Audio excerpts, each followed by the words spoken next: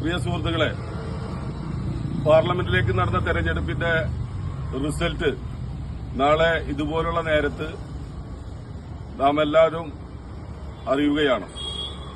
ഇന്ന് ഈ പാർലമെന്റ് തെരഞ്ഞെടുപ്പോടനുബന്ധിച്ച് വന്ന എക്സിപ്പോകളുടെ അടിസ്ഥാനത്തിലൊക്കെ ഇവിടെ സുരേഷ് ഗോപി ജയിക്കുമെന്നാണ് നമുക്കെല്ലാം അറിയാൻ കഴിഞ്ഞിട്ടുള്ളത്.